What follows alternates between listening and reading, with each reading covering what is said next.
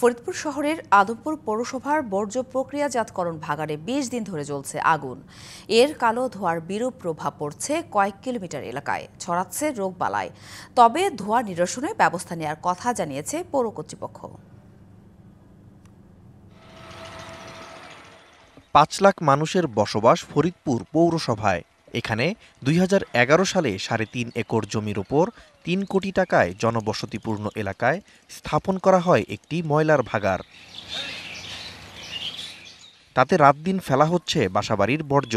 দিনে দিনে পাহাড়ে রূপ নিয়েছে ভাগাড়টি।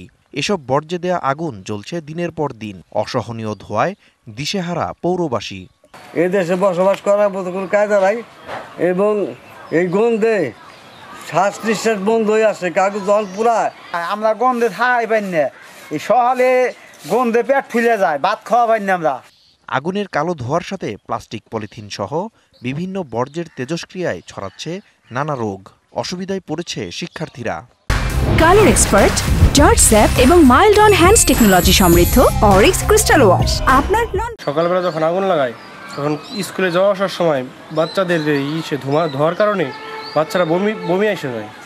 এই ক্ষেত্রে কয়েকবার আমরা ডিসির অফিসেও গেছি, পৌরসভায়ও গেছি, এই ক্ষেত্রে ওনারা কোনো ব্যবস্থা নিতেছে না। গন্ধ, বিচ্ছিরি গন্ধ, এমনই গন্ধ না আটকায় রাখা যায়, না ফিরেন যায়, না ঘরে শোয়া যায়, না মুখ আটকায় রাখা যায়, কোনো একটাই নাই। দীর্ঘ সময়ের ধোঁয়ায় অতিষ্ঠ হয়ে বাড়ি বিক্রি করে অন্যত্র পাড়ি জমানোর পরিকল্পনা কারো কারো। যে আমরা জায়গা জমি বেঁচে চলে যাবো, বেচার সিদ্ধান্ত নিয়েছিলাম। বুড়া মানুষ মরে যায়, আমরা থাকতে পারি না ঘরে ধুয়ে, ওই গন্ধের ঠেলায় রাত্রে আর দিন না এই ফিলি বাতাস চাললি পারে এই গন্ধ আসে। তবে ধোঁয়া নিরসনে তাৎক্ষণিক ব্যবস্থা নেওয়ার কথা জানিয়েছে পৌর কর্তৃপক্ষ। ইতোমধ্যে ওইখানে হয়তোবা নিচেই কোনো রকম আগুনের কোনো ফুলকি বা অস্তিত্ব নিশ্চয়ই ছিল, যার ফলে সেটা হয়তো ক্রমান্বয়ে আরেকটু বৃদ্ধি পেয়েছে। এখন আবারও একটু ধোঁয়া দেখা যাচ্ছে। আমরা এটা চেষ্টা করব সম্পূর্ণরূপে এই আগুনটা নিভিয়ে ধোঁয়া বন্ধ করবার জন্য।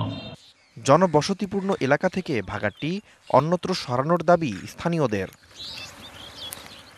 TVC news desk.